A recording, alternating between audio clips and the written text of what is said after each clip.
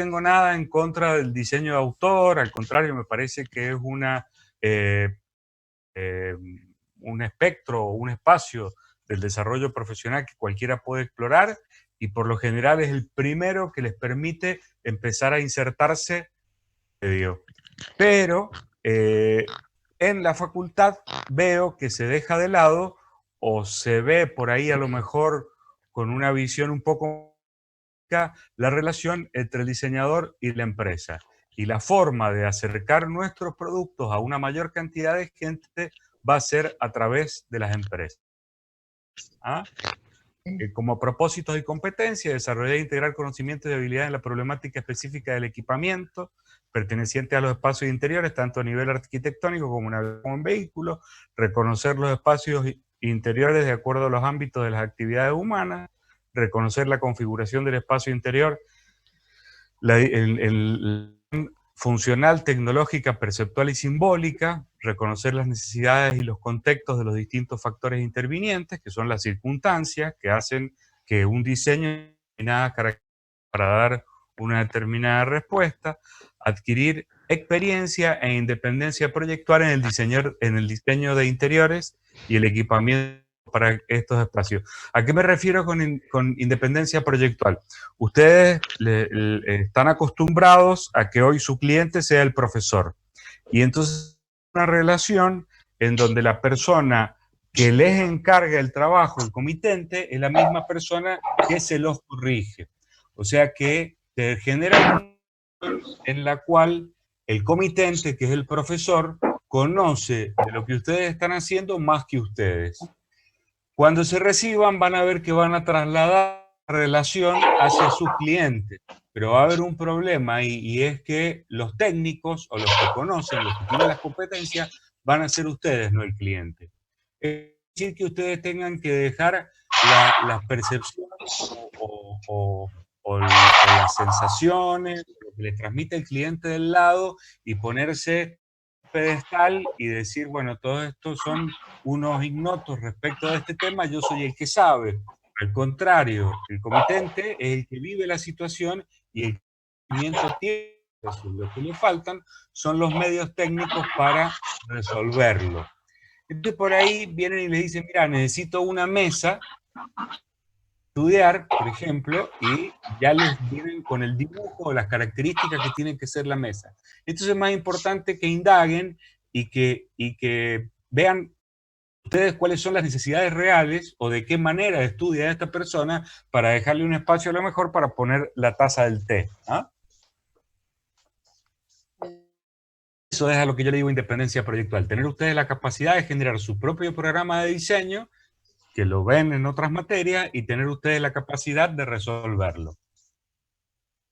Y después, como contenidos, vamos a ver el campo de acción profesional, el proceso de diseño, trabajo en equipo, necesidades humanas y contextos, concepto de espacio exterior, concepto de equipamiento, de la situación real a la ideal a través de los recursos. Van a ver que hay una situación que se da que lo vamos a ver enseguida, vamos a ver la clase de lo que serían humanas y contextos, en donde los recursos empiezan a ser a ver, si hay algo que diferencia a los prácticos que ustedes realizan en la facultad de los prácticos actualizados o de los trabajos que van a tener que realizar el día que se reciban, van a ser los recursos reales que tengan para resolverlos. ¿Ah?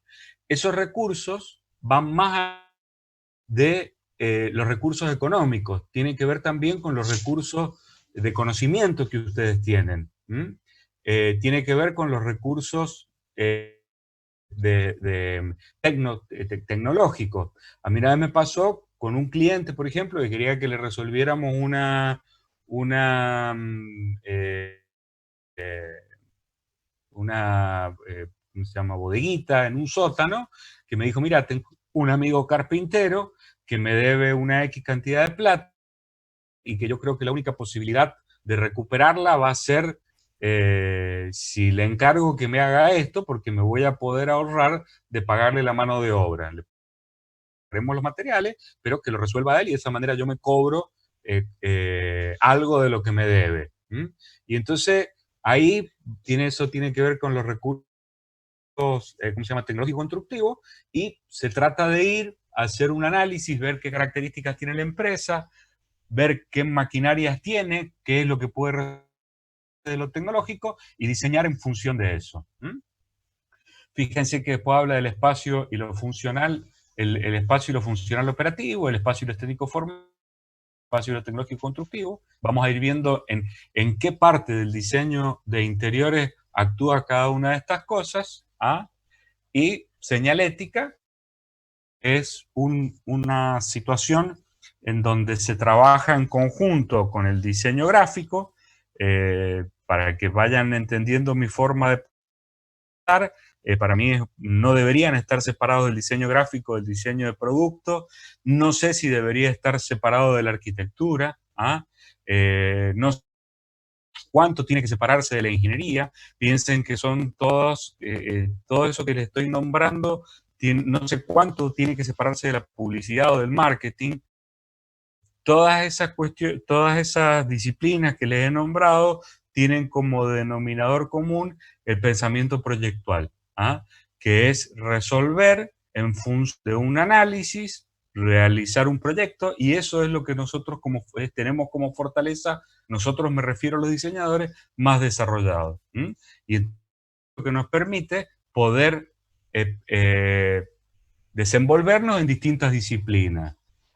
No quiero ser autorreferencial, pero para que ustedes se den una idea, yo soy diseñador industrial, me recibí de diseñador industrial, hice un posgrado de marketing, armé un estudio de diseño, el posgrado de marketing, empecé después a dar clases en la Universidad de la el posgrado de marketing me permitió o me habilitó para ser director de tesis de publicidad. Hoy, ¿cómo se llama? Después de estudiar arquitectura, hoy me desempeño haciendo proyectos de arquitectura pequeños, no muy exagerados, porque no tengo todos los conocimientos que tiene un arquitecto, me desempeño haciendo locales comerciales, estrategia, hago, ¿cómo se llama? Estrategia de comunicación publicitaria, y... Profe, sí, pregunta. que hay chicos que no pueden escuchar el audio. Hay chicos que no pueden escuchar el audio. Sí. Y A ver. tendrán problemas con sus micrófonos, no, con sus... con el sonido, tendrán habilitado el de las computadoras desde el Chrome. Sí, ahí lo estamos poniendo. Lo está usando el celular.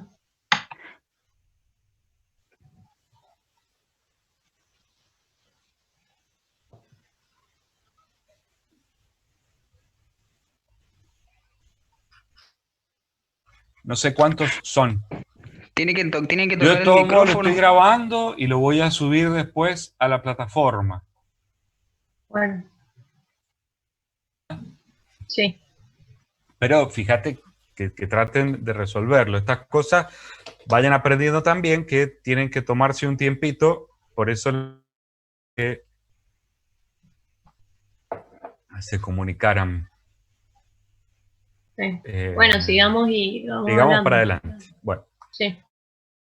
Y la señalética, que es algo que en mi intención, ver la posibilidad de hacer un trabajo en conjunto con la cátedra, la cual también soy titular, que es gráfica en el espacio, y que son de diseño gráfico y también tienen que resolver problemas de señalética, entonces buscar algo que pueda hacer, que nos dé la posibilidad de juntar los grupos de gráfica en el espacio con los equipamientos interiores y resolver un proyecto de señalética.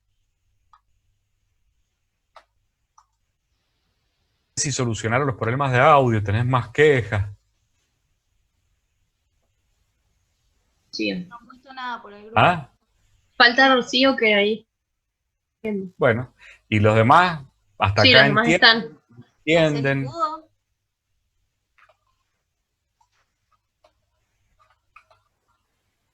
Y tampoco podía escuchar.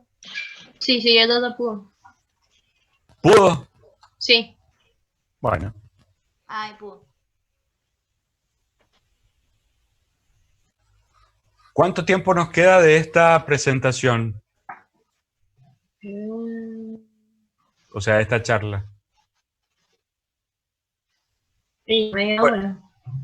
Media hora. Bueno, vamos a ver media hora. Sí, 20 rapidito minutos deben quedar. con esto, si no la cortamos a la mitad y vamos a, ¿cómo se llama? Y lo seguimos después del recreo.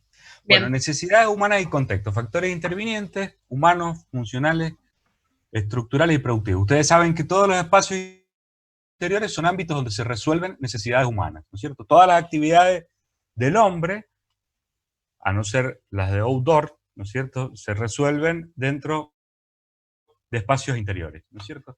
Y dentro de esos espacios interiores tienen que ver, o para el estudio de estos espacios interiores y de las necesidades humanas, intervienen la psicología social y la psicología ambiental. ¿Ah? Se cruzan estos conocimientos. Y entonces yo les voy a pedir que como tarea, que se los voy a poner para en el fin de la clase, para que lo resuelvan en estos días, ¿qué es lo que interviene o qué entienden ustedes que puede intervenir de la sociología? ¿Qué entienden que puede intervenir de la psicología social?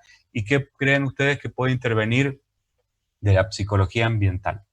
Acá al lado tienen esta pirámide, es la pirámide de Maslow, que es un sociólogo, uno de los primeros sociólogos, que habla que las necesidades humanas se clasifican en función de un orden que tiene que ver con que hasta que no tengamos resueltas las de la base, no vamos a poder preocuparnos por las que le siguen para arriba. Entonces, habla de que las primeras necesidades son las fisiológicas, ¿ah? La respiración, la alimentación, el descanso, el sexo no como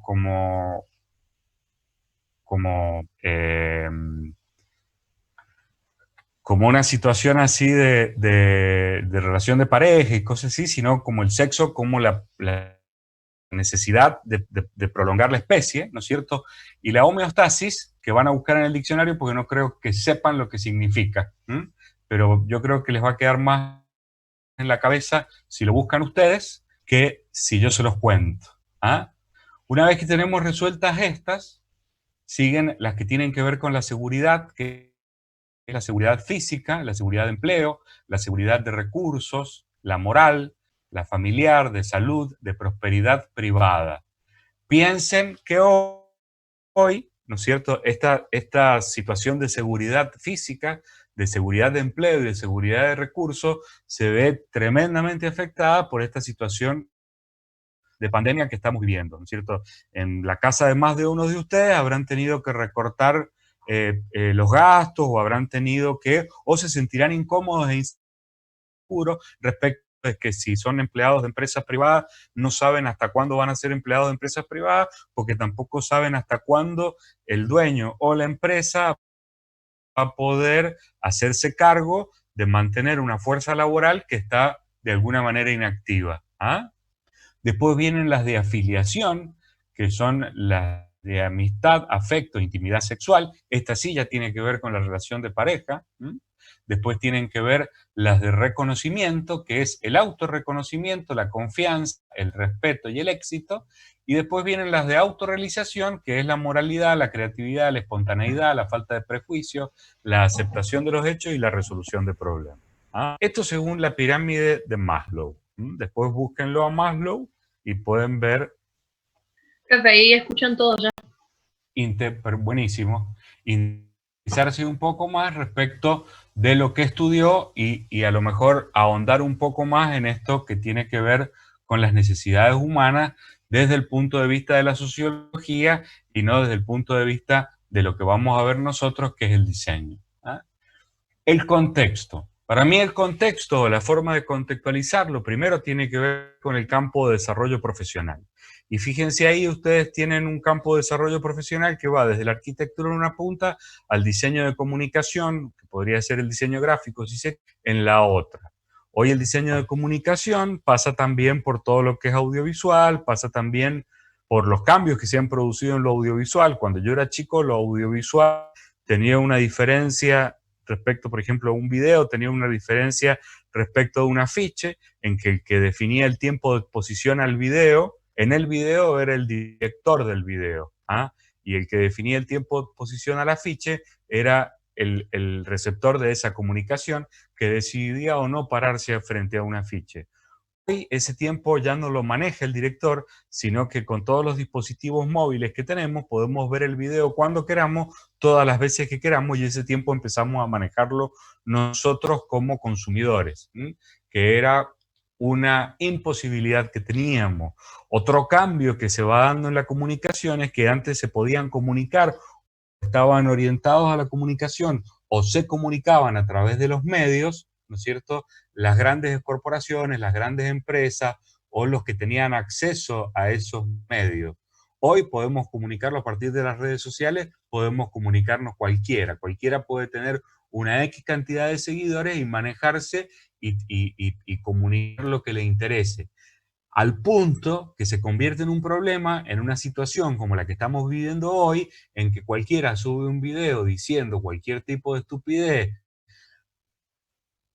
¿cómo se llama? De alguna manera, refrendándolo en ponerse un guardapolvo, como salió el médico ese a decir que había que respirar, ¿cómo se llama?, vapor de agua, que no creo que sea malo, porque si lo hacían nuestras abuelas en buena hora y algún beneficio debería tener, pero de ahí a decir que con eso vamos a matar al coronavirus, hace falta ¿cómo se llama?, Eh, una profundización en los conocimientos mayor a la que nos puede dar una persona, ¿no es cierto? O los otros días que escuché a uno que decía que el basurero había pedido que por favor le echaran una gota de lavandina en la basura. Yo no sé hasta dónde eso podrá ser cierto, ni cuál será el efecto que tengan los chorros esos de lavandina cuando la máquina del camión empieza a apretar, ¿cómo se llama?, toda la basura, la lavandina esa, ¿a dónde va a parar? Si le hacemos o no sonar la ropa de protección que puede tener el basurero, o cuáles pueden ser los problemas que le puede ocasionar si le salta la lavandina en el ojo, por ejemplo. ¿Ah? O si le ponemos a una cantidad de cloro que sea exagerada, que sabemos que puede afectarnos las vías respiratorias. ¿Está bien? Entonces, eh, eh, son cosas a tener en cuenta en cuanto a lo que uno transmite o recomunica. Fíjense que aparece cerca de la arquitectura el diseño arquitectónico, que ahí es donde está el diseño de interior. En la otra punta, cerca del diseño de comunicación, aparece el diseño objetual. Y acá, ¿por qué lo pongo yo cerca del diseño de comunicación? Porque vamos a ver más adelante que el objeto también comunica. Yo ahí en la bibliografía, si entran en la biblioteca, van a ver una tesis de una chica, creo que es de la Universidad de Palermo, ¿no es cierto?, que habla de qué dicen los objetos y hace todo un análisis de cómo a través de los objetos también se comunica.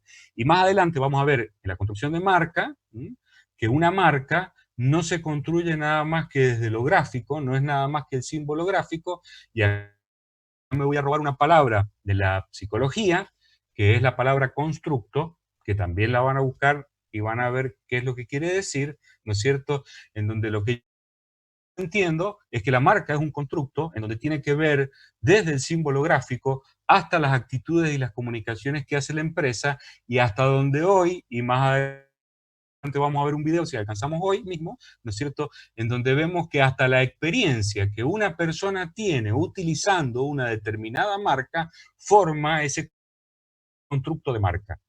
Y entonces ahí empieza a tener otro carácter este diseño interior que nosotros vemos, porque el diseño interior empieza a ser portador de experiencias.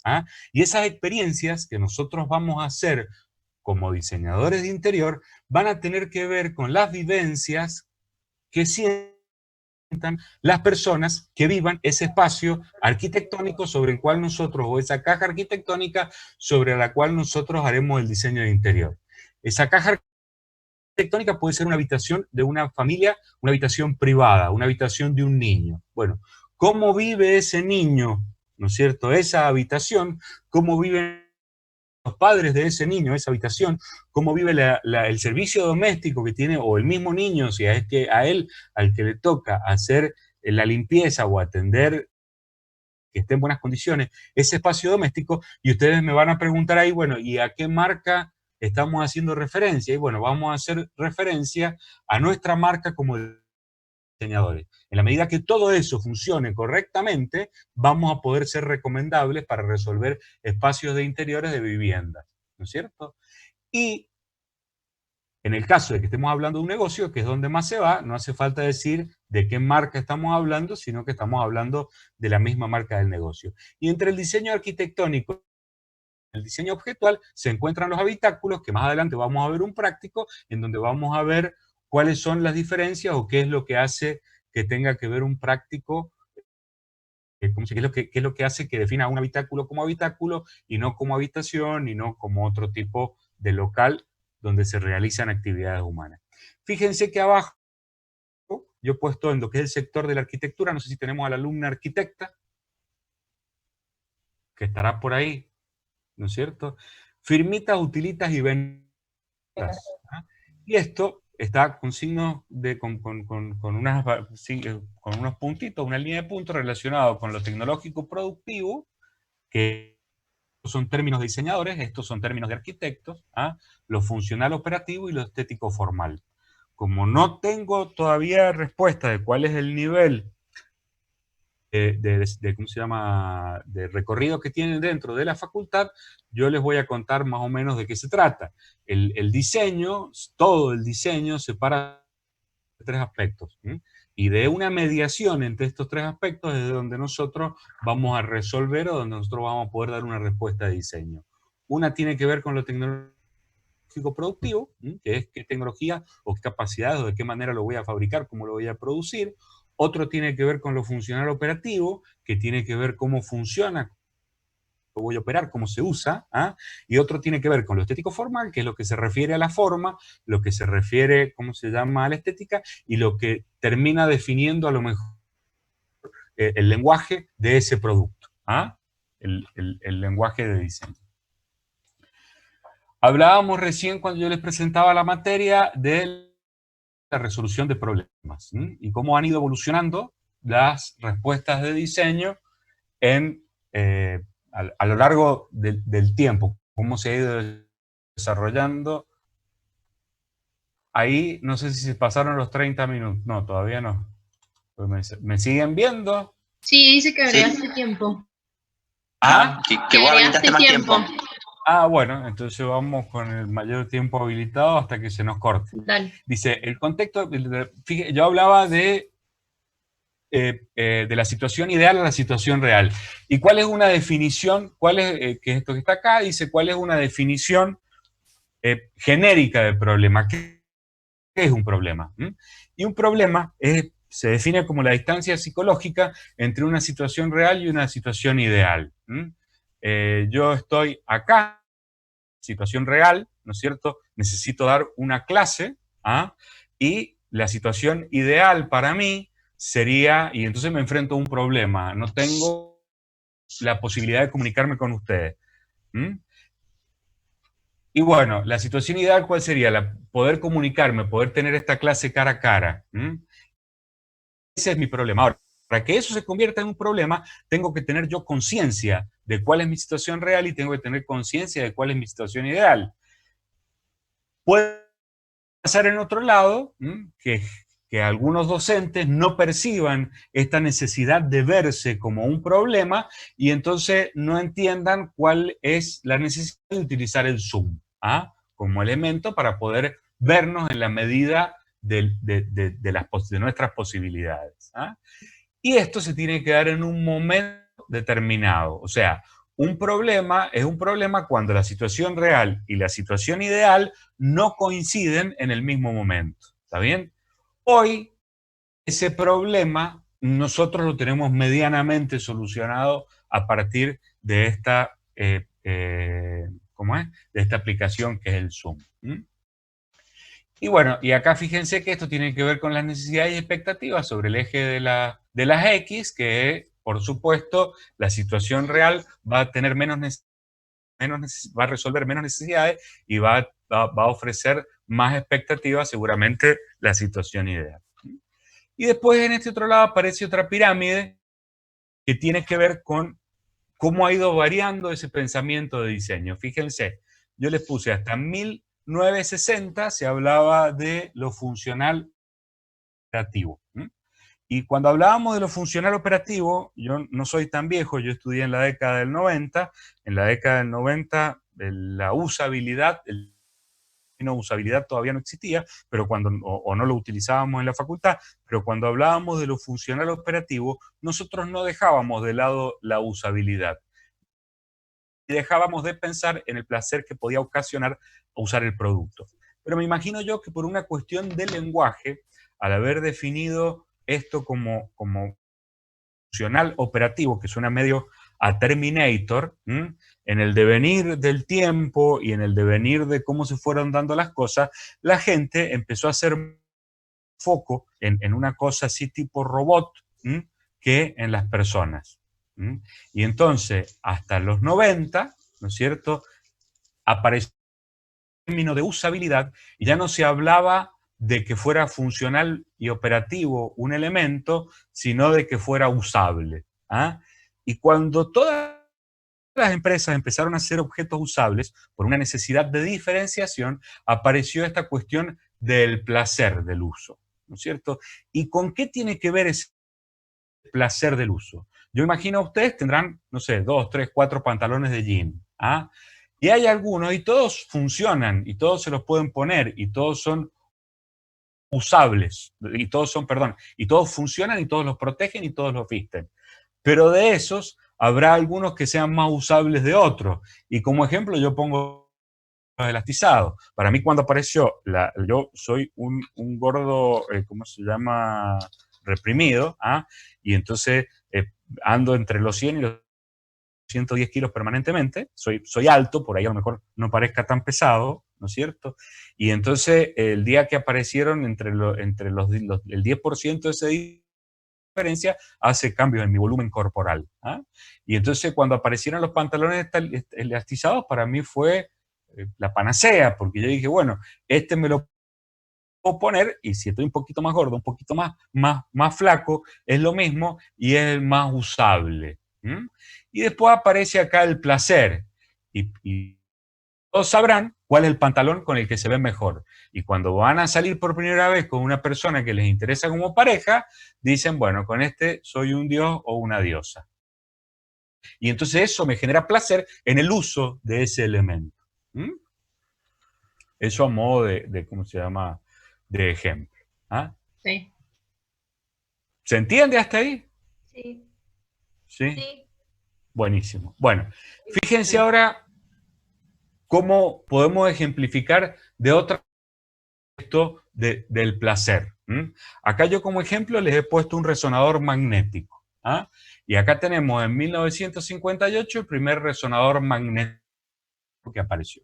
El primer resonador magnético que apareció tiene un emisor ¿cómo se llama?, de frecuencias electromagnéticas, y un receptor de frecuencias electromagnéticas. Y fíjense que aparece una persona sentada acá, ¿no es cierto? Y estos son los emisores y los receptores. Frente a cada emisor aparecía un receptor.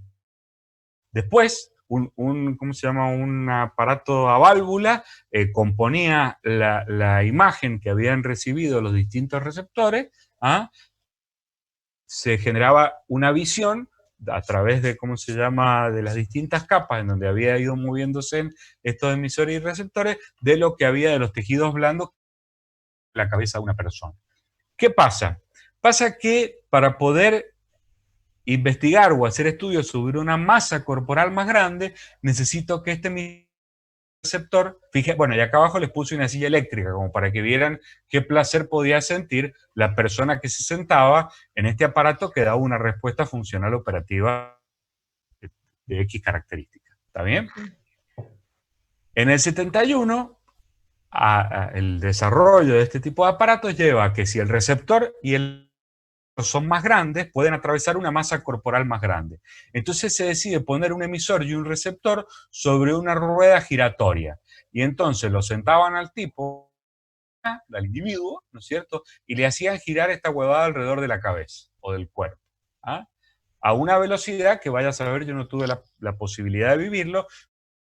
Imagino que debería ser algo en donde vos sentías que si movías un dedo y lo sacabas de la camilla, el aparato te lo arrancaba. ¿Está bien? Entonces, la sensación era distinta. 1990, alguien dice, che, ¿por qué no tapamos la rueda que va dando vuelta y la hacemos girar dentro de un coso en donde la persona se sienta un poco más segura. Y entonces este empieza a ser más usable que este otro. ¿Se entiende? ¿Ah? Y entonces la rueda, si alguien ha tenido la posibilidad de hacerse una resonancia magnética, pero se siente como hacer una cuestión que va girando dentro del coso. Y en 1910 aparecen estos elementos que son las lámparas de LED con imágenes de arbolitos, figuras del campo y todo lo demás, tendiendo a esa necesidad de placer. Ahora miren esto otro, ¿no es cierto? Y entonces vos decís, bueno, un niño, ¿no es cierto? En donde ya acá no se trata de hacer, a ver, cualquiera tienen un concepto negativo respecto del styling, muchos, que es lo que han aprendido en la facultad, pero el styling no hizo más que dar una solución a las empresas frente a un problema específico de mercado, y para mí como diseño tiene o sea, como respuesta de diseño tiene su justificación, y la veo adecuada. Esto no se trata nada más que un restyling. Acá hay una necesidad de comunicarle a un niño, ¿no es cierto?, de una X cantidad de años que lamentablemente tiene una enfermedad que posiblemente sea cáncer, en donde yo necesito, ¿cómo se llama?, hacer la tomografía, de alguna manera, hacerle sentir que es un juego, hacerle sentir alguna seguridad, hacerle sentir que está viajando, salve las distancias, a Disney, ¿no es cierto?, y hacerle sentir de que este espacio, a someterse a un análisis, deja de ser una cuestión que está más relacionada con su enfermedad y empieza a estar más relacionada con una situación que hasta puede ser que algún niño en algún momento, ¿no es cierto?, le produzca regalarle un poco de alegría en esta situación tan dramática que está viviendo. Y fíjense que los ejemplos que he puesto y todos los que he encontrado tienen que ver con situaciones que tienen que ver con el océano. ¿Por qué creen que será eso? ¿No es cierto? Y entonces yo les digo, recién yo les hacía el ruido, Por el ruido.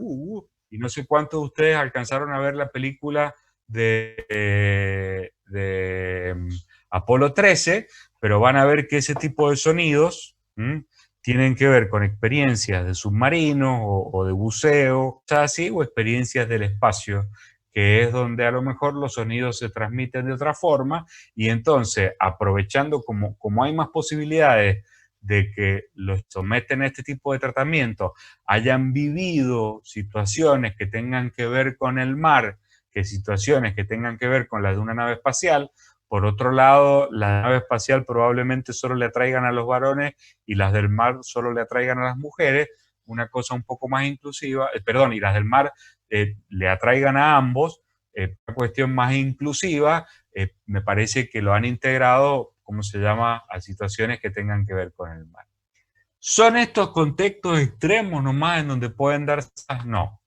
Acá, otro libro que tienen en la biblioteca virtual se llama Diseño Afectivo o Ingeniería Kansei. Denle una mirada, ¿no es cierto?, y nos muestra un inodoro japonés que vale una fortuna, ¿no es cierto?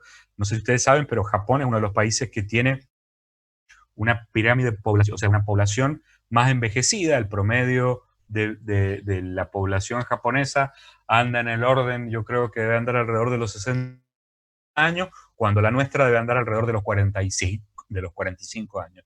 Entonces eso les lleva a los japoneses, que por otro lado se jubilan antes, que lo que estamos acostumbrados a jubilar nosotros, y por eso hay muchos japoneses mayores viajando por el mundo, o sea que tienen un nivel de ingresos que les permite adquirir determinadas cosas. Un inodoro que cuesta alrededor de $40.000. Y este inodoro que cuesta alrededor de $40.000 tiene el sistema calefaccionado, tiene computadora, tiene una inclinación. Fíjense que la inclinación de la sentadera es de 5 grados. Eso es porque para las personas mayores les resulta más cómodo a todos nos resultaría cómodo levantarnos de una silla que tuviera una inclinación respecto del piso de 5 grados y no de una que tenga una inclinación de, ¿cómo se llama?, de 90, como los inodoros cuales estamos acostumbrados a usar nosotros. Y entre otras de las cosas que tiene es un dispositivo que evalúa, en función de las características del depósito que se hace en el artefacto, si es lo primero o lo segundo. Y entonces, si es lo primero, tira una X cantidad de litros de agua, y si es lo segundo, tira otra X cantidad de litros de agua. Y de esa manera, al japonés, que tiene una cultura del cuidado del medio ambiente y fundamentalmente del cuidado del agua, le genera un determinado placer el poder usar y el poder ahorrar agua en este tipo de actividades. Uno podría decir, bueno, pero eso funciona nada más que para los japoneses porque viven en otro contexto, tienen la posibilidad de gastar esa plata en el inodoro. Bueno, no funciona nada más que para los japoneses. A partir de aquí surge, no sé si habrán visto en algún baño este botón que figura ahí, que es un botón que creo que desarrolló Ferrum, ¿no es cierto? Sí. Que si se fijan está partido en dos, en los baños de la facultad los tenemos, no sé si saben para qué sirven, pero si yo aprieto el botón chiquito, tira el depósito 3 litros de agua, y si aprieto el grande, tira 5 litros de agua. Sí. ¿Y quién, si no por placer? Porque ¿qué beneficio, qué obtengo yo a cambio por el que me significa apretar un botón o el otro? Y lo que obtengo yo a cambio es el placer de sentir a lo mejor menos culpa respecto de un problema que hoy está en el contexto cultural y que ya enseguida vamos a hablar del contexto cultural, ¿no es cierto? Que es el del ahorro de agua, y sobre todo del agua potable. ¿Se entiende hasta ahí? Sí. Háganme una señita. Ahí a la única que veo es Agustina Sí, Pérez sí. Faz. Acá los cambié, ¿sí? Bueno. Sí, profe. Interrumpan si quieren, o si no, después hacemos las preguntas. Y entonces, en los factores intervinientes, y esto lo he sacado de mi experiencia profesional, aparecen factores humanos, aparecen estructurales, aparecen productivos, aparecen funcionales, y seguramente si hacen una búsqueda en Internet van a encontrar una explicación que sea mucho más rica y más completa que esta que yo les pongo. Pero esta que yo les pongo, se las pongo porque yo creo que lo más importante que puedo transmitirles a ustedes como estudiantes de mi experiencia profesional, ¿no es cierto? Y entonces lo he hecho de nuevo autorreferencialmente respecto de lo que son los locales comerciales. Y fíjense que acá abajo aparece una palabrita que dice definición estratégica. ¿Y por qué dice definición estratégica? A mi modo de entender el diseño, yo puedo dividir el diseño o la actividad del diseñador en tres categorías distintas. Una es el diseño estratégico, otra es el diseño táctico y otra es el diseño operativo. El diseño operativo es el diseño puro y duro que aprenden ustedes en la facultad, que es a diseñar, a generar objetos. ¿Está bien? Ese diseño operativo, ¿no es cierto? Yo diría que no es suficiente para poder desarrollarse en el medio. Para poder desarrollarme en el medio necesito tener habilidades tácticas y necesito tener habilidades estratégicas. ¿Cuáles son las habilidades estratégicas? Las habilidades estratégicas tienen que ver con la posibilidad de orientar a nosotros, de orientar a las empresas que tenemos nosotros respecto de cuáles son sus estrategias empresariales. Hoy en día el diseño a nivel mundial y yo diría a nivel provincial cada vez un poquito más en función de con qué empresas se relacionan, empieza a ser una herramienta de lo que es la administración de empresas. Y en esa forma particular que tenemos los diseñadores de pensar, empieza a ser una herramienta valorada por algunas empresas y por algunos empresarios, ¿no es cierto?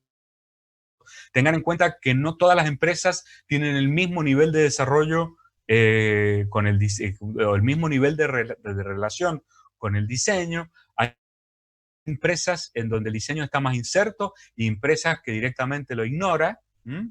Pero inclusive dentro de las empresas puede haber áreas de la empresa en donde el diseño está más inserto y puede haber áreas de la empresa en donde el diseño es ignorado. Yo a las empresas que asesoro hoy, actualmente, me manejo en el área de la definición estratégica.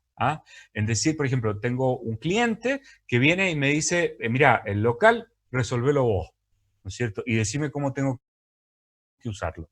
¿Está?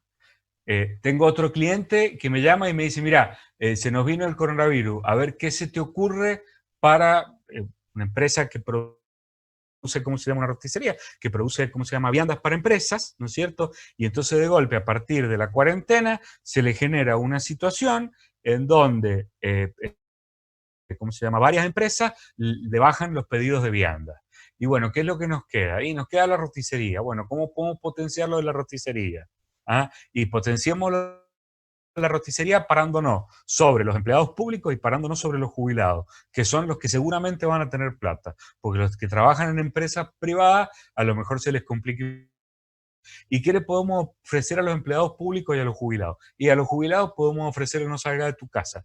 Te llevamos la comida, ¿cómo se llama? El flete está... A domicilio. A domicilio. Claro, la entrega a domicilio está, ¿cómo se llama? Bonificada. ¿Ah? Y entonces la publicidad que sale ya no por vía pública, porque hacer publicidad hoy en vía pública sería una estupidez porque no hay nadie en la calle, pero sí sale a través de las redes o sí sale a través de la radio, es una chequera que habíamos programado a principio de antes, que estaba destinada a los padres de los estudiantes que vivían afuera de la provincia, ¿no es cierto? Y entonces el padre, para asegurarse de que el hijo iba a comer, en vez de darle la plata y que se la gastara en Fernet, le compraba la chequera y el chico iba y retiraba la vianda todos los días, ¿ah? La orientamos hacia los jubilados. Y entonces adquirí la chequera. Sigue orientada hacia los chicos que estudian y sigue orientada, pero se le agregamos a los jubilados. Y entonces adquirir la chequera nos permite a nosotros comprar o prever cuál va a ser el nivel de ¿cómo se llama? De fabricación, el nivel de demanda que vamos a tener ese mes, y entonces nos permite administrar el stock de la mercadería de otra manera y hacer compras de otra manera distinta. ¿Y eso qué tiene que ver con el diseño? ¿Ah? Fíjense hasta dónde, y tiene muchísimo que ver con el diseño porque tiene que ver con lo que es el diseño de experiencia. ¿Qué experiencia le voy a ofrecer yo a una persona que está encerrada en su casa por la situación particular que estamos viviendo, y cómo va a ser la atención? ¿Le va a llegar la comida fría? ¿Le va a llegar la comida caliente? ¿Ah? Entonces fíjense cuántas cosas hay que resolver, y ¿por qué me lo preguntan a mí? ¿Cómo resolverlo? ¿Ah? Y evidentemente tendré alguna capacidad. ¿Ah? Y esa capacidad la adquirí en la facultad y la adquirí con años de experiencia. Eso tiene que ver con que no se quede nada más que con lo que en la facultad te enseña. Bueno, volviendo al tema. Acá dice, por ejemplo, locales comerciales. Primero, ¿cuál es la actividad comercial? ¿La venta de productos o la venta de servicios? Es lo primero que necesito saber. Si voy a diseñar un stand o voy a diseñar un local comercial o voy a diseñar, ¿habrá diferencia entre el producto y la venta de servicios? ¿Qué se les ocurre? ¿Cuál puede ser la diferencia? Alguien que tenga el micrófono habilitado y tenga ganas de hablar. Nadie. Bueno, la diferencia entre los productos y los servicios tienen que ver que es una diferencia que cada vez es más borrosa y es una línea que cada vez es más porosa, antes estaba más definida. Tiene que ver con que el producto yo lo hago y lo almaceno. En cambio, en el servicio, ¿no es cierto?, el cliente es partícipe de la generación del servicio. ¿Ah? Yo no puedo, siendo masajista, hacer 28 masajes en el aire, guardarlos en un placar, embalarlos y mandárselos a la persona que lo va a consumir. Si fabrico un producto, sí lo puedo hacer. ¿Y por qué les digo que la experiencia, que el diseño de producto y el diseño de servicio están cada vez más cerca? Por esta cuestión del placer y la experiencia de usuario. ¿Ah? Cuando yo vendo la comida ¿cómo se llama? De la roticería Rico, ¿no es cierto? Tengo que preocuparme de que el servicio que vaya asociado a ese producto sea bueno, que la comida le llegue caliente en tiempo y forma.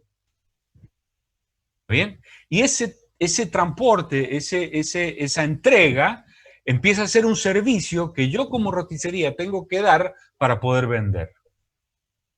se empiezan a asociar los productos a los servicios. ¿Ah? Fíjense en este constructo que yo les decía, ¿no es cierto? Cuando yo adquiero, pongámosle el caso de un vehículo de alta gama, ¿ah? En ese constructo que yo tengo en mi cabeza de lo que puede ser BMW o lo que puede ser, ¿cómo se llama? Mercedes-Benz, ¿no es cierto? Hay un imaginario que yo me he hecho de lo que significa manejar ese vehículo.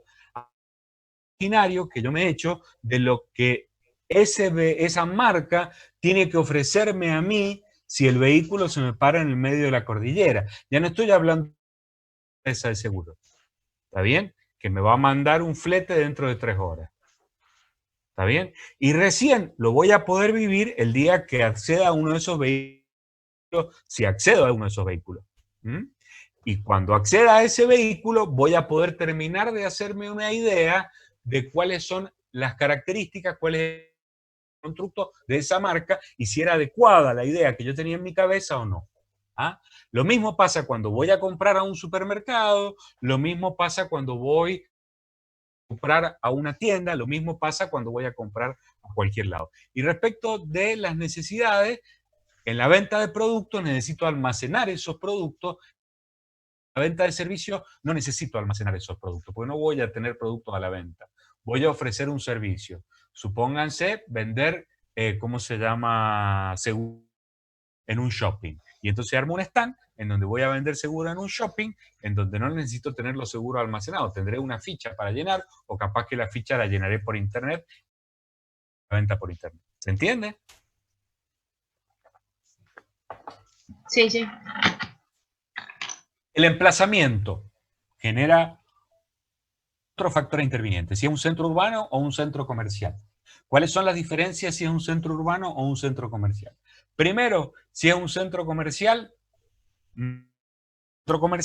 tiene una forma de trabajo particular, que es la renovación del 30% de los locales comerciales cada 3 años.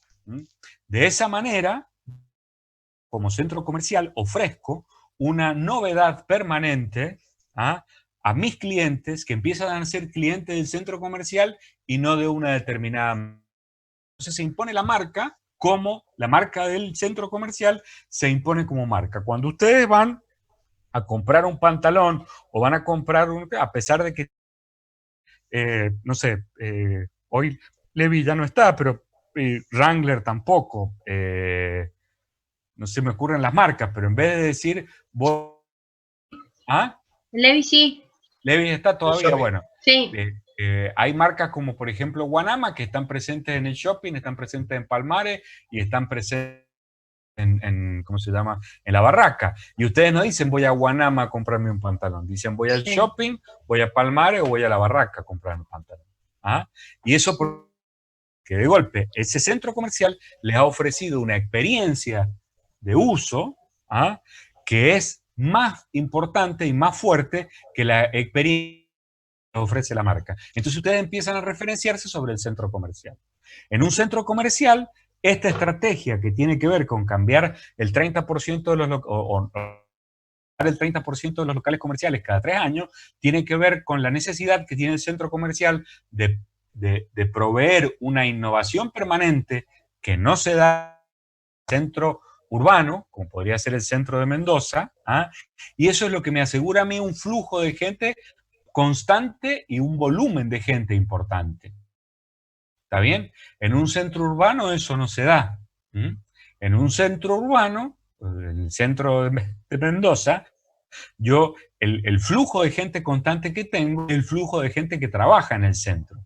Y que por lo general ese flujo de gente que trabaja en el centro tiene una cochera o estaciona siempre el auto en el mismo lugar y se dirige siempre por el mismo camino a su trabajo. ¿Está bien? Entonces, un negocio, hay una curva que se llama ¿cómo se llama? De rentabilidad. Un negocio en un centro comercial va a alcanzar su mayor nivel de ventas al mes, 2 meses de haber inaugurado. Un negocio en el centro y se va a planchar, o sea, va a crecer de golpe durante 2 meses y después se va a estabilizar y se va a quedar ahí. Un negocio en un en un centro urbano va a alcanzar ese máximo pico de venta a los 3 o 4 años. ¿Ah? Son dos situaciones que son absolutamente distintas. ¿Ah? En un shopping permanentemente está, ¿cómo se llama? Funciona como un centro tractor. La gente va, estaciona el vehículo, ¿no es cierto? Va a pavear, capaz, qué sé yo, cobró y va a ver qué se compra. Y no le interesa si se lo va a comprar en Guanama, necesito una falda, necesito un pantalón. Y voy y veo, y camino un rato, estaciono una vez, camino, me recorro el shopping, me tomo un cafecito y de paso elijo lo que me voy a comprar. En un centro urbano, esa actividad es mucho más difícil. Es más difícil estacionar, es más difícil tener los locales uno al lado del otro, es más difícil decidir. Por lo general siempre me pasa que te compras el pantalón, caminas 3 cuadras y lo encontrás más barato. ¿Ah? En el shopping eso no te va a pasar porque vas a poder, ¿cómo se llama? Recorrerlo todo antes de tomar la decisión. ¿Mm? La atención, ¿va a atender un empleado o va a atender el propietario? ¿En qué tendrá que ver esto? Si atiende el propietario no necesito poner una cámara arriba de la caja porque el propietario no me va a robar, soy yo. Si atiende el propietario, me voy a gastar unos mangos más en poner una cortina automática en un stand. Si tengo un empleado, voy a decir, no, le voy a regalar a este 25.000 mangos. Si le pago por hora, que vaya y guarde las rejas en el depósito del shopping. Y entonces, con suerte, le haré un carrito. ¿Está bien? Sí. Entonces, fíjense cómo empiezan a, por eso les decía yo, hasta dónde tengo que hablar con la persona que viene y me dice, necesito un stand o necesito un local, ¿no? Para ver cómo me manejo, para ver qué decisiones de diseño tomo. La normativa vigente, municipal o particular. ¿Ah? Hay normativas municipales que me exigen a mí tener una puerta como mínimo de 1,20 m en un local comercial que abra hacia afuera y que no me interrumpa la circulación de las personas en un pasillo. ¿Ah? En un shopping, ¿no es cierto? Como el shopping negocia por su cuenta y parte lo que es, ¿cómo se llama? Los permisos municipales. Por otro lado, un shopping le exigiría cada vez que cambia un local tener ¿cómo se llama? Tener que hacer una habilitación municipal de todo el shopping, ¿no es cierto? Entonces, por eso lo negocia aparte y la municipalidad delega en el shopping o en el centro comercial, delega este poder de policía que tiene de cuáles tienen que ser las características y en el último local que hice en la terminal de ómnibus, ¿no es cierto? Decían que con una puerta de 1 metro era suficiente. En el instructivo de ¿cómo se llama? En el instructivo que mandaron del centro comercial. Yo lo mismo, por una cuestión de seguridad, preferí darle 1,20 m por las dudas. Después hubo que presentar los planos de habilitación en la municipalidad y gracias a Dios que le había 1,20 m, no tuvimos problema. ¿Está bien? Pero fíjense que hay normativas que pueden cambiar. Nos pueden exigir poner el cartel en un determinado lugar que pueda no ser conveniente para la empresa. Y respecto de la marca, si es monomarca o si es multimarca. Hay negocios que son monomarca, como los que nombraban, no sé, recién Levi, Guanama, ¿cómo se llama? Humara. Y hay negocios que son multimarca, como puede ser American Store. ¿Ah? Y después tenés negocios o una juguetería. Y esos negocios multimarca van a tener unas características particulares porque ¿cómo se llama? En los negocios monomarca, por lo general, la marca ya tiene resuelto las características o esta experiencia de usuario que quiere que viva la persona que se acerca a comprar, ¿no es cierto? Entonces, tiene que limitarse nada más que a trasladar eso y adaptarlo a la caja arquitectónica que tiene. La caja arquitectónica es el espacio sobre el que nosotros vamos a intervenir. ¿Ah? Cambio, en un negocio que es multimarca, tiene uno que reforzar la presencia de la marca dentro del negocio a través de esa... reforzar la presencia de la marca no significa nada más que estampar la marca todas las veces que pueda en todas las paredes y en todos los lugares, sino de alguna manera generar un factor diferenciador de mi local comercial respecto de los otros locales comerciales que pueden ser mi competencia. Y aquí van algunos ejemplos. Fíjense, por ejemplo, estas son las jugueterías Alegreto, que es uno de los clientes con los que trabajamos. ¿Ah? Fíjense, este es el negocio que está ubicado en la calle Espejo. ¿Ah? Entonces, ¿cómo manejamos nosotros? ¿Se acuerdan de eso que yo les contaba de que en los centros comerciales se renuevan los locales comerciales cada 3 años para estar dándole al público una sensación de innovación permanente? ¿Cómo se renueva? ¿Cómo se maneja? Bueno, en un centro, en este local yo no tengo esa posibilidad, porque yo no sé cuándo van a alquilar o realquilar los locales de al lado y si el tipo que alquile al lado mío va a tener ganas o no de cambiarse, ¿cómo se llama?, de renovar el local. Entonces, dentro de lo que es el layout, que es el espacio del local, lo que hacemos es, una vez por mes, cambiamos el lugar de donde están para varones, donde están los juguetes para mujeres. Entonces, esa persona que por ahí se hizo cliente del negocio y que puede ser un abuelo que tenga 3 o 4 nietos y que para los cumpleaños viene y compra en la juguetería, cada vez que entra, ve las cosas, las mismas Claro, cosas sí. en los mismos lugares y te dice siempre tienen lo mismo. ¿Ah? Dando yo estos cambios, ¿no es cierto?, le voy generando distintos lugares de foco de atención y le hago sentir de que la mercadería se está renovando. Sí. ¿Está bien? De esta manera lo tengo, le hago vivir una experiencia de menor desgano al estar descubriendo cosas nuevas permanentemente. ¿Ah? Otra de las cosas en las cuales se actuó fue, nosotros éramos al principio, esto es una juguetería que forma parte de una empresa que es a la venta de juguetes acá en Mendoza, un depósito de venta de juguetes. En algún momento, los directivos de la empresa de la venta de juguetes se dieron cuenta que les resultaba más económico abrir una juguetería y vender los juguetes que para la distribuidora eran más rentables, ¿no es cierto?, que tratar de meterle esos juguetes a las jugueterías existentes. Entonces se abrió la cadena de jugueterías esta Alegreto. Esta cadena de jugueterías Alegreto, ¿no es cierto?, cuando se diseñó la marca, tratamos que la marca hiciera parecer de que la juguetería era de otro lugar. Venía de otro, que era una franquicia. Y fíjense, el nombre es italiano. El nombre es italiano, ¿por qué? Porque si hacemos referencia a los juguetes, ¿no es cierto? Si yo hablo de trenes eléctricos, ustedes me van a decir Alemania. Si hablo de juguetes tecnológicos, me van a decir China o Japón. Si hablo de juguetes de madera, me van a decir Italia, porque todos tienen metido en la cabeza Pinocho. ¿Ah? Sí. Fíjense cuáles son los distintos aspectos que intervienen, por ejemplo, en la creación de un naming y que intervienen en la creación de un espacio. Por todo este tipo de cosas es que que el diseño no debería ser, no debería estar separado el diseño de productos del diseño de, ¿cómo se llama?, del diseño gráfico. Deberían ser una sola cosa. Fíjense acá, este es el shopping en no sé, los de Maipú lo deben conocer, se llama Arau, es el shopping de Maipú. ¿Ah? Fíjense, la normativa del shopping nos exigía poner el cartel acá arriba. Y miren dónde está el cartel y miren el ancho de este pasillo.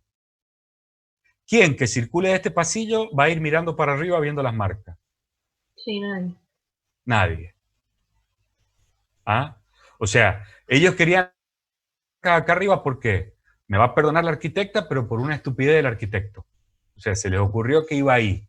Pero en ningún momento ese arquitecto, ¿no es cierto?, por otro lado, para mí es una falencia que tiene la arquitectura, estuvo pensando en cómo iba a vivir la gente que caminara por el mall, ¿no es cierto?, la experiencia de compra en ese mall. ¿Ah? ¿Y qué hicimos? Y le clavamos una pantalla acá, fíjense, está dentro de la vidriera porque afuera no nos dejaban, y le pusimos el nombre allá abajo para que estuvieran más cercanos a las personas que caminaban por el mall. Fue el único local, ¿no es cierto?, que se identificaba rápidamente. Y ahí no se puede tomar la decisión de poner un cartel afuera, por ejemplo. ¿En dónde? Y en el pasillo. ¿Acá? No. Claro. O sea, vos pensás que el tipo que hace el mall pensando en alquilar los locales. Y para alquilar los locales, el mall tiene dos clientes. Por un lado la gente que compra y por el otro lado la gente que vende. Lo que propone el mall, para que se den una idea, es lo mismo que propone, ¿cómo se llama? es lo mismo que propone Mercado Libre, ¿ah? Que es crear un entorno que posibilite la generación de negocios. ¿Mm? En este caso, de negocios de retail, de negocios de minoristas. ¿Está bien?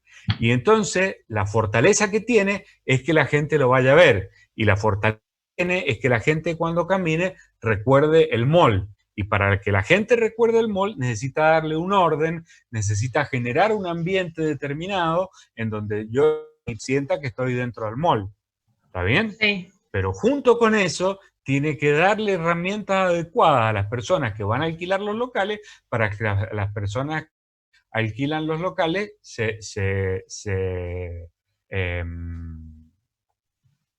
para que las personas que alquilan los locales puedan vender sus productos y puedan también referenciar sus marcas. ¿Está bien? Sí. Fíjense, acá tienen un negocio que es monomarca, pero de productos multimarca, en donde la multimarca no se exhibe, no como en la juguetería, en donde lo que tracciona más es ¿cómo se llama? Las marcas de juguetes que tengamos adentro. Acá lo que tracciona más es la marca del negocio. ¿Ah? Y entonces compran la ropa en Once, en Buenos Aires, la traen para Mendoza, ponen MDB, no sé si todavía existe, estaba en Palmares, ¿no es cierto? Y se vende como si fuera monomarca. ¿Ah? Y de este otro lado tienen un negocio, que bueno, por site, que lo conocen, que es un negocio monomarca, en donde ya está predefinida cuáles tienen que ser las características del espacio en el momento en que uno, ¿cómo se llama?, adquiere la franquicia. ¿Ah? De nuevo, uno multimarca, que era ¿cómo se llama?, un local que había en un museo que había en Chacra de Corea, que se llamaba Mucha, que vendía objetos de diseño, en donde fíjense que tanto en este, que es multimarca, como en este otro, que es multimarca, el color que predomina es el blanco. ¿Por qué predomina el color blanco? Porque yo necesito un color que dé buen contraste a los objetos que se van a estar vendiendo. ¿Ah? Y entonces el local empieza a ser de alguna manera inerte para que se destaquen los productos y se destaquen los diferentes productos de las diferentes marcas y los objetos de diseño que acá se vendían. ¿Ah? Y de nuevo acá tenemos un negocio monomarca, esto es Guanama en el shopping. ¿Ah? En donde tiene que ver, o sea, ¿qué tiene que ver con la ropa de Guanama que acá aparezca un placar como por que podría ser el de las abuelas de ustedes? ¿Mm? Indudablemente, cuando te ofrecen unos sillones, cuando te ofrecen un espacio, cuando te arman el espacio, están comunicando muchísimo más que lo que el mueble solo es. No es un mueble de guardado. ¿Por qué es un mueble de estas características acá o por qué es un mueble de estas otras características acá? Todo eso son respuestas de diseño a situaciones distintas. ¿Ah? Y acá, por ejemplo, otros factores que intervienen, esto les dije que había algo hecho de arquitectura, esto es en La Valle, en un emprendimiento que se llamaba Las Marujitas, ¿no es cierto? Cuando llegamos y empezamos a trabajar, esto era una granja, un establo de adobe y ¿cómo se llama? Y el techo de paja y qué sé yo, y que tenía un solo cuerpo, que era este cuerpo que se ve acá. Y a partir de ahí se nos ocurrió, pidieron, bueno, hagamos una granja que tenga las características de una granja, ¿cómo se les dice? Escuela, para atraer niños, no va a salir el nombre, bueno, de una granja que sea educativa. ¿Ah?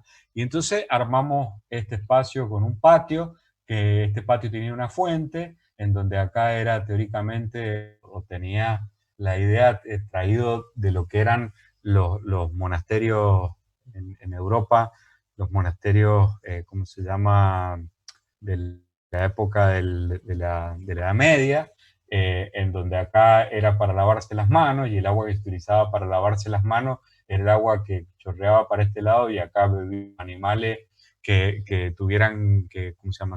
Los caballos, las vacas y qué sé yo, y ese agua en donde ya no iban a beber los caballos, las vacas y todas esas cuestiones, pasaba a esta otra piletita que era más baja, que era donde estaban los patos y, ¿cómo se llama?, y los gansos y los bichos acuáticos, estos que por ahí ese agua podían, ¿cómo se llama? No sé, defecarla o orinarla, y entonces no era conveniente que ese agua que estaba más contaminada se la comieran los caballos, ¿ah? Ni que nos laváramos las manos con el agua de los pastos. ¿Está bien? Entonces, ¿y por qué lo pongo a esto como ejemplo? Porque esto, que empezó siendo una granja, en donde después, si tenemos otra oportunidad, les mostraré fotos donde está con animales y todo lo demás, en un momento de un cambio repentino en cuanto a la estrategia de dirección de la empresa, se decidió transformar en un restaurante. Entonces, fíjense ustedes cómo el entorno siempre, o sea, el entorno, me refiero, el entorno en el que vivimos es un entorno de incertidumbre en donde se toman permanentemente decisiones que tienen que ver con cambios de destino. El mayor, mucho del lujo que se tiene en el diseño de interiores tiene que ver con los cambios de destino de las edificaciones. Ustedes piensen que, por ejemplo, el edificio, no sé si ubican el edificio del rectorado de la Universidad Nacional de Cuyo. En ese edificio diseñamos y proveímos todos los muebles dentro del edificio. ¿Ah? Y antes de que se inaugurara el edificio, ya estaba colapsado. ¿Ah? Y si van hoy a verlo, ¿no es cierto? Y desde que se inició la construcción hasta que se inauguró, pasaron 3 años. En un edificio cuya vida útil está pensada en 80 años. ¿Ah? Los edificios públicos, la vida útil de los edificios públicos se piensa en alrededor de los 80 años. ¿Ah? Y entonces fíjense, o caminan hoy por la Casa de Gobierno, o caminan hoy mismo por la facultad, por la parte de gobierno de la facultad, en el edificio de teatro, y van a ver todos los canales que hay para el tendido de, ¿cómo se llama? Las líneas de comunicaciones de las computadoras, de las redes. Y entonces fíjense, y son edificios, no sé, el de la Facultad de Artes, el de teatro debe tener 30 años, lo inauguraron cuando yo estaba egresando, no menos de 30. Yo salí en el 90, sí, 30 años, en el 92 terminé de cursar. ¿Ah? Entonces, es permanente el cambio, es permanente el cambio en la administración pública, es permanente el cambio del destino de las casas o los hogares. El entorno en el que yo vivo a 2 cuadras del Hospital Español. En mi cuadra, ¿no es cierto?, hay 2 negocios, que son 2 fiambrerías, que se pelean permanentemente porque uno estaba en la esquina y no le quisieron realquilar y los dueños se pusieron la fiambrería, dueño del local, y entonces el otro se alquiló una casa a mitad de cuadra. 3 casas habitadas por familia, ¿ah? Y las otras 17 son, ¿cómo se llama?, consultorios médicos. ¿Está bien? O sea que imagínense esas casas que hace 10 años atrás o 20 años atrás eran, ¿cómo se llama?, casas de familia, adaptarlas a consultorios médicos, o adaptarlas a empresas de seguro, o adaptarlas al lado tengo un taller de literatura infantil. Entonces, ¿y por qué esto es porque tengo software y ¿por qué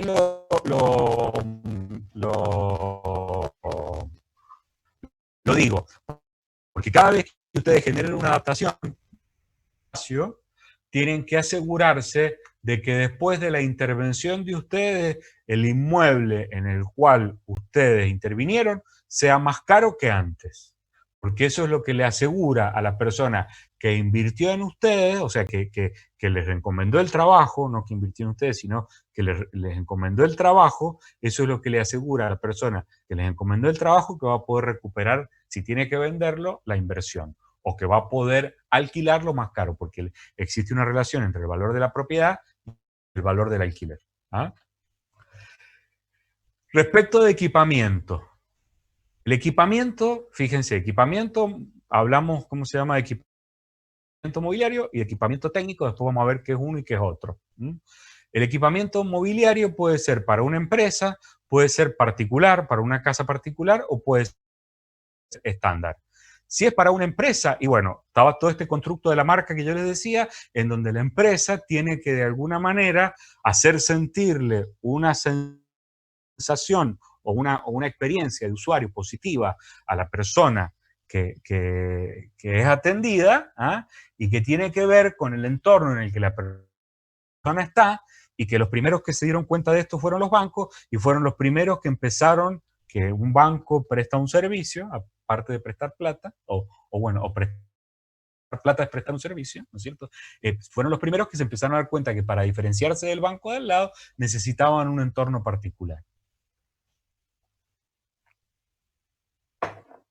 El mueble particular es lo que les contaba antes, no sé, una persona que necesita una mesa, una silla, una habitación. El mueble particular para muchos de los diseñadores de productos se convirtió en nuestra primera salida laboral.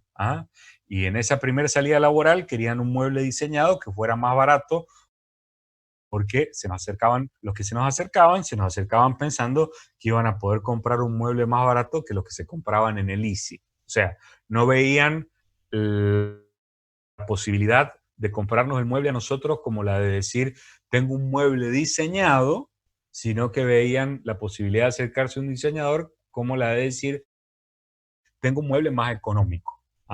¿Por qué? Porque el que recién se recibe necesita de, ¿cómo se llama?, sentirse, volvemos a la pirámide de Maslow, acuérdense de la parte de, ¿cómo se llama?, de reconocimiento social.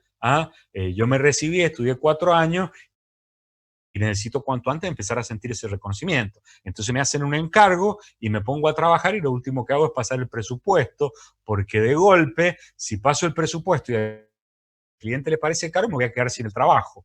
Entonces dejo lo que me interesa a mí, que es lo que voy a ganar o lo que voy a recibir como recompensa por mi esfuerzo, para el último momento. Por las dudas de que me digan que no. Esas van a ser las situaciones a las que se van a presentar. Y después el mueble particular estándar, que es el mueble que tiene como destino las casas particulares, pero, ¿cómo se llama?, lo fabrica una determinada empresa. Entonces una empresa nos contrata para que fabriquemos muebles que tengan como destino casas particulares. Y respecto ¿cómo se llama?, del equipamiento técnico, puede ser visible o no visible. Siempre pensando en esto de la comunicación que brinde el objeto.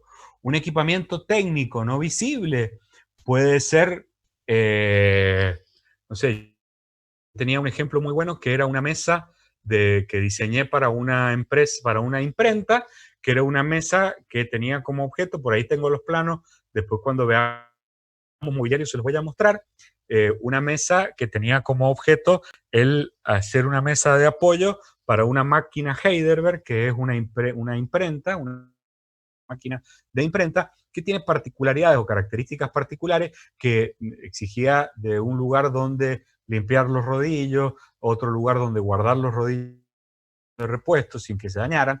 Son rodillos que son de goma y muy pesados, entonces si uno los deja apoyados sobre una superficie plana, la parte de la goma que está en contacto con la superficie se aplana y dejan de funcionar como rodillos, entonces había que dejarlos colgados. Bueno, un cajón para las herramientas particulares, para la puesta a punto de esta máquina, otro cajón para las herramientas de mantenimiento de la máquina, que son distintas. Unas son las herramientas que usa el imprentero para trabajar sobre la máquina y ponerla a punto para empezar a imprimir, o el imprentero o el impresor, digamos, y otras son las herramientas que utiliza cuando tiene que hacerle algún mantenimiento o alguna cosa un poco más ¿cómo se llama?, invasiva respecto al mantenimiento de la máquina. Y entonces, si es visible o no visible. Ese mueble lo iba a usar la persona que imprimía. Y era poca la gente que entraba a la imprenta y veía cuáles eran las características del lugar donde estaba imprimiendo. Entonces no tenía que tener determinadas características. Pero puede haber equipamiento técnico que sea visible, que es más importante que, ¿cómo se llama?, que exprese otro tipo de emociones o de sensaciones. Fíjense, acá tienen equipamiento técnico visible. Esto es en la Escuela Técnica de la Universidad de Mendoza, el Laboratorio de Ciencias Naturales. Fíjense, este es el aula. Y fíjense que está el color anaranjado, que podríamos decir es un color que para un alumno puede ser molesto, puede ser... pero fíjense dónde está aplicado el color anaranjado, el alumno casi ni lo ve cuando está concentrado haciendo el ejercicio. Y en cambio, acá fíjense que hay unos vidrios y hay un pasillo por donde circulan los alumnos y circulan los padres antes de ser, ¿cómo se llama?, matriculados en el colegio. Y entonces de golpe presentar en el laboratorio un color anaranjado era más llamativo, más interesante, más... Estos son del mismo colegio las aulas de informática. ¿Ah? Y del mismo colegio las aulas de electrónica, para hacer los talleres electrónicos y los trabajos de electrónica. Entonces esto es un equipamiento técnico visible. ¿Ah? No visible en el momento en que lo opero, visible porque me sirve a mí para generar ese constructo de marca que yo quiero generar de ese colegio. ¿Está bien? Esto es mobiliario en, ¿cómo se llama? En casas particulares. ¿Ah? Estos dos que están acá. Que yo les contaba antes, en un sótano, en donde la persona que me lo encargó me dijo, mira, tenemos un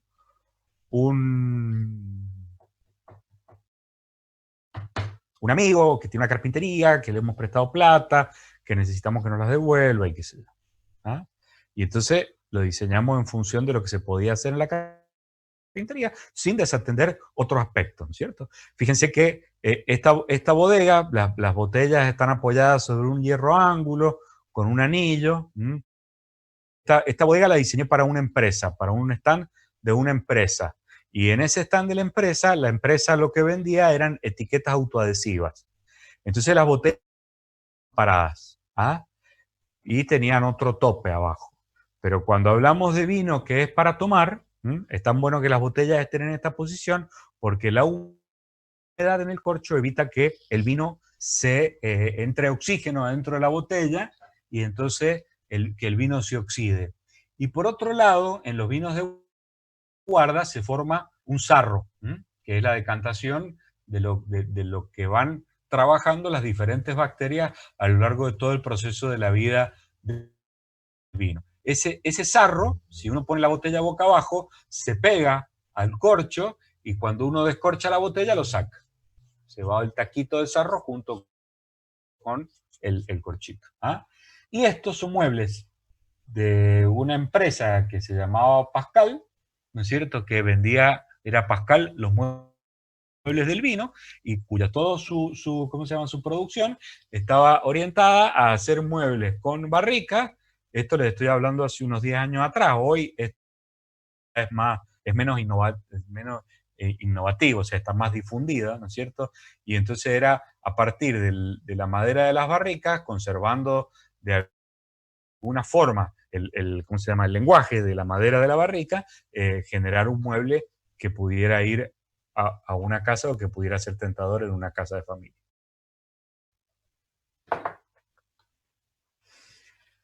Y ahora vamos a los habitáculos. Y en los habitáculos, ¿qué hay que tener en cuenta? El emplazamiento, la habitabilidad y el montaje. ¿Ah? O son las cosas que me ha tocado a mí en cuenta en este tipo de situaciones. ¿Dónde lo voy a poner? ¿Cómo voy a hacer para llegar hasta ese lugar con el habitáculo? ¿Cómo lo voy a montar? ¿Qué características de habitabilidad mínima tiene que tener?